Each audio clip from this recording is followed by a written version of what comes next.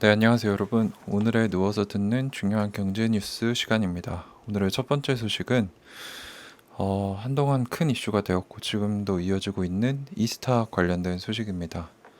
그래서 이제 이스타 최근에 이제 인수 입찰 과정에 들어갔었는데 기업 회생 절차를 밟고 있고 이제 공개 입찰에 하림이랑 쌍방울이 관심을 보이면서 이제 하림이 인수를 하지 않겠느냐라는 썰이 많이 나왔었는데 오늘 오후에 나온 뉴스 기사에 의하면 이스타항공의 공개 입찰에는 쌍방울 그룹만이 단독 참여했다고 합니다.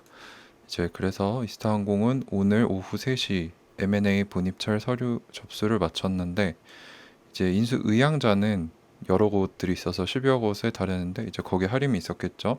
근데 실제로 본입찰에는 쌍방울 그룹만이 단독으로 입찰 제안서를 제출했다고 합니다. 하림은 이제 기한 내에 입찰 제안서를 내지 않았기 때문에 인수를 하지 않겠다는 의사를 밝힌 것이고 이 이유로는 이제 이스타항공을 인수했을 때 거기에 이제 들어가야 될 갚아야 될 채무가 뭐 3천억, 2,500억 정도 된다고 해요. 그래서 그것이 부담이 돼서 이제 실제 입찰로 이어지지 않은 것으로 풀이된다고 합니다. 그래서 이제 이 이스타 매각을 주관하는 안진회계법인은 오늘 입찰 결과를 확인하고 내일 15일 서울회생법원에 제출할 예정이라고 합니다. 그래서 구체적인 절차는 제가 잘 모르겠는데 우선 하림은 나가 떨어졌고 제 쌍방울 그룹이 제일 유력한 인수 후보가 아닌가라는 글이 나왔고요. 그래서 이스타 관련된 기사를 좀 더 살펴보니까 새 주인 맞는 이스타항공 넘어야 할 난관 크게 세 가지가 있다라고 합니다. 일단 첫 번째는 노조의 협조가 필수라고 얘기가 나왔습니다. 이제 제가 알기로는 조종사 노조가 좀 의견 충돌을 빚고 있는 걸로 알고 있는데 정확한 건 제가 잘 모르지만 이스타항공이 지난해 직원 605명을 해고하면서 노사관계가 극도로 악화된 상태라고 합니다. 그리고 이제 민주노총 소속 이스타항공 조종사 노조, 네, 조종사들이 들만 속한 노조네요. 당시 회사가 해고를 피하려는 노력을 최선을 다하지 않았기 때문에 이제 서울지방노동위원회에 부당 해고 구제 신청을 했고 구제 신청이 인용된 상태라고 합니다. 하지만 이제 만약에 다른 기업이 인수를 하면은 이제 해고된 조종사들을 모두 다시 복직시켜 달라는 요구를 할 것인데 새로운 인수 기업이 그거를 들어주기 어려운 상황인 이유가 지금 이스타항공 규모 자체가 과거에 비해 엄청나게 쪼그라든 상태이기 때문입니다. 정상 영업을 하던 19년 12월 기준 이스타항공이 보유한 여객기는 총 23대였습니다. 꽤 크죠. 근데 지금까지 이제 경영난뿐만 아니라 여러 가지 사태가 지나가면서 여객기 대부분을 반납해서 네 대만이 남았는데 그 중에 두 대는 이제 두 차례 추락 사고가 있어서 운항 금지 조치가 내려진 보잉 737 맥스 8 기종이라서 당장 이제 항공 운항 증명이란 AOC라는 게 있어야 운항을 할 수 있대요. 근데 이거를 재발급 받아도 당장 영업을 할 수 있는 여객기는 보잉 737 800 두 대뿐이라고 합니다. 그래서 지금 당장 정상 영업을 한다고 해도 두 대밖에 못 띄우는데 지금까지 해고한 사람들 모두를 다시 복직시키기는 좀 난해하다. 이게 이제 인수기업의 입장이 될 수 있다라는 기사인데 이제 올해 이스타항공 인수를 추진했던 한 사모펀드 운영 관계자도 실제로 이스타항공 인수를 검토하는 과정에서 가장 부담스러웠던 부분이 노조 문제였다. 이제 정상화 과정이 어려운 만큼 임직원들의 협조가 가장 중요한데 노조가 세게 나오면 인수자 입장에서 부담스러운 것이 사실이다라고 말했다고 합니다. 하지만 이제 이스타항공 노조분들도 이 얘기를 알고 있겠죠. 그래서 최대한 협조하겠다는 입장입니다. 그래서 임금이 엄청나게 많이 체불됐고 성공적인 인수인계와 이제 정상 영업을 위해서 한 발 뒤로 물러날 수 있다고 밝혔는데 이제 노조는 입장문을 내서 인수 후 소위 먹튀하려는 자본은 절대 인수해서는 안 된다라고 밝혔다고 합니다.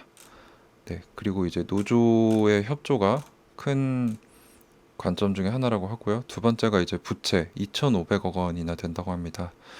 그래서 이스타항공이 변제할 부채가 2,500억 원 안팎인데 이 중에 우선적으로 체불임금, 퇴직금 등 반드시 빠르게 갚아야 될 것만 700억 원에서 800억 원, 그리고 다 합치면 2,500억 원 정도가 든다고 하네요. 근데 이게 어려운 이유가 금액도 금액이지만 지금 세 번째 이유가 LCC가 이미 과포화 상태다.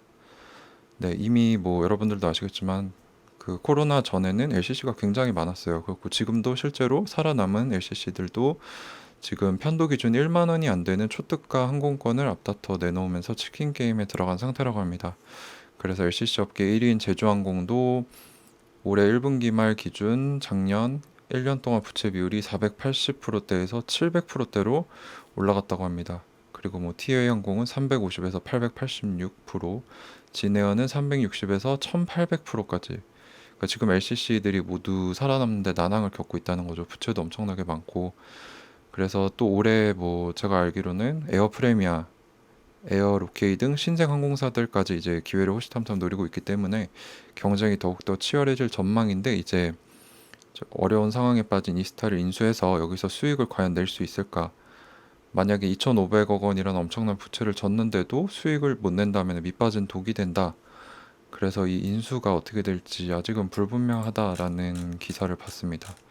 그래서 이스타 항공, 네, 오너 리스크가 상당히 컸죠. 그래서 이제 이상직 의원이 회장을 했던 기업인데, 이제 이상직 의원은 지금 현재 감옥에 가 있는 상태입니다. 그래서 뭐 지은 죄를 보면은 주가 조작 사건도 있었고, 공직선거법 위반, 대통령 선거 개입 논란도 있었고, 이스타항공 임금체불 사건, 경영책임 논란, 그리고 자녀들에게 이스타항공을 편법으로 승계하면서 엄청난 이득을 챙겼다. 뭐 이런 횡령, 배임, 이런 부도덕한 모습을 보여주면서 사실 굉장히 복잡해졌죠. 오너 리스크. 아직도 완전히 손을 뗐다고 하기 어렵기 때문에 이스타항공을 인수하려고 고려하시는 분들은 상당히 걱정이 많을 것 같아요. 그래도 이게 관련된 분들도 많고 어떻게 보면 문재인 정부와 엮이는 사안이기 때문에 잘 해결돼서 이제 민금 체불되셨던 분들, 해고당하셨던 분들도 공정한 대우를 받고, 네, 새로운 기회를 얻으셨으면 하는 게 제 바람이고요. 그래서 저도 지속적으로 지켜보고 있습니다. 네, 첫 번째 이스타 항공 소식 전해드렸고, 두 번째는 이제 카카오와 네이버 이야기입니다. 우리나라 투탑이죠. 빅테크 투탑. 카카오, 네이버 추월하나 장중 시총 3위까지 올랐다라는 뉴스인데요. 제가 국내 주식에 관심이 있을 때만 해도 네이버가 훨씬 큰 회사라고 생각했는데, 오늘 기준으로 이제 제가 찾아봤는데 우리나라 시가총액 1위는 삼성전자 480조, 엄청나게 크고, 그 다음 SK 하이닉스 92조, 그 다음이 이제 네이버입니다. 63.5조인데 카카오가 63.2조까지 따라붙으면서 두 기업의 시가총액이 이제 3천억밖에 차이가 안 나는 상황이 됐다고 합니다. 그래서 이 카카오가 어떻게 이렇게 빠르게 치고 왔냐, 그 요인을 보니까 어떤 전문가에 의하면 카카오페이가 디지털 손해보험사 예비인가를 획득하면서 빅테크 기업 최초로 보험업에 진출하게 됐다. 네, 여러분들도 아시다시피 카카오톡도 모두 다 쓰고 카카오페이도 상당히 많은 분들이 쓰고 계시죠. 그래서 이러한 접근성을 통해서, 이런 플랫폼을 통해서 디지털 보험사의 편의성과 차별성이 부각돼서 만약에 이 금융 보험업을 시작하게 되면 엄청난 수익을 낼 수 있다는 기대감으로 주가가 올라갔다고 볼 수 있을 것 같고요. 그리고 카카오페이뿐만 아니라 방금 말씀드린 카카오뱅크 등 이런 잘 나가는 자회사들이 증시 상장을 앞두고 있다고 합니다. 그래서 지난 4월 한국거래소에 상장 예비 심사를 신청해서 이번 달 말 심사 결과 발표를 앞두고 있다고 합니다. 그래서 예정대로 심사를 통과하면 이번 여름에 본격적인 공모 절차에 들어가서 SK증권이 예상한 바에 의하면 카카오뱅크는 기업 규모가 10조에서 20조, 카카오페이가 10조 원이라고 합니다. 이거는 좀 과대평가됐다고도 볼 수 있는 게, 만약에 카카오뱅크 20조에 카카오페이 10조가 들어오면 30조인데, 그러면 지금 카카오 상장된 금액 60조란 말이에요. 그러면 거의 50% 이상 카카오 그룹이 커진다는 소린데, 이게 가능할지 지켜봐야 될 것 같고요. 그리고 실적 성장세도 기대가 된다고 합니다. 올해 카카오 영업이익이 7,850억 원을 기록해서 지난해보다 70% 이상 증가했을 것으로 기대된다고 합니다. 그래서 당분간 시총 3위 자리를 놓고 네이버, 카카오 등 국내 인터넷 양대 산맥의 경쟁이 치열할 전망이라고 하는데, 요즘 네이버 악재가 많죠. 그 직원들 간의 부조리로 한 분이 자살했던 소식도 있고 하면서 이제 네이버가 좀 하향세를 타고 있고 카카오가 치고 올라오고 있는 형국인 것 같습니다. 그래서 우리나라 빅테크 1위는 어떤 기업이 가져갈지 관심을 가질 필요가 있을 것 같고요. 이제 세 번째 토픽은 다시 비트코인입니다. 오늘도 비트코인이 현재 39,500불 정도로 전일보다 12% 정도 상승한 모습을 보여주고 있어요. 그래서 차트로 보면 이제 위에 저항선을 맞고 지금 4만 불대 뚫지 못하고 있는 모습을 보여주고 있는데, 이렇게 10% 이상 갑자기 급등한 배경에는 또 우리 일론 머스크가 있습니다. 일론 머스크가 또 트위터로 무슨 말을 했냐. 영어로 이제 했던 거를 직독시켜 해보면은 테슬라가 10% 내외의 BTC만 팔았다고 합니다. 왜 팔았느냐? 시가 이런 비트코인의 시세가 크게 흔들리지도 않으면서 현금 유동성을 가지고 있다는 걸 보여주고 싶었다고 하고요. 그게 첫 번째 문단이고, 두 번째 문단은 이제 만약에 비트코인이 이제 채굴할 때 50% 정도의 친환경 에너지를 사용하게 된다. 그 정도 합당한 수준까지 오게 된다면 테슬라는 다시 비트코인을 통해 자사의 제품을 살 수 있게 해줄 거다라는 말을 올렸는데, 저는 개인적으로 이제 머스크에 대한 신뢰를 잃었기 때문에 한 번 번복했던 말을 다시 번복한다. 이 한마디로 또 비트코인이 10% 이상 올랐다는 걸 보면서 아직 비트코인이 뭐 화폐로서의 신뢰성도 어렵거니와 디지털 금이라고 하는데, 금이 이렇게 한 사람의 말에 10%씩 시세가 변동하지 않습니다. 아직 물론 초기라서 그럴 수 있다고 하는데, 머스크의 이런 경거망동이 저는 참 아쉬운 것 같아요. 참 혁신도 할 줄 알고 참 자금도 풍부하고 아이디어도 좋은 사람인데 왜 자꾸 이렇게 자기 말로 시장을 출렁이게 하는 건지. 교만의 끝은 패망이라는 유명한 성경 구절도 있는데 사실 좀 안타깝습니다. 좀 진중한 모습을 보이면서 전기차 시장뿐만 아니라 친환경 쪽으로도 좀 이렇게 잘 발전시켜줬으면 좋겠는데, 근데 옛날에는 그래서 테슬라 추종자들이 상당히 많았어요. 좋게 보는 사람들도 많았고.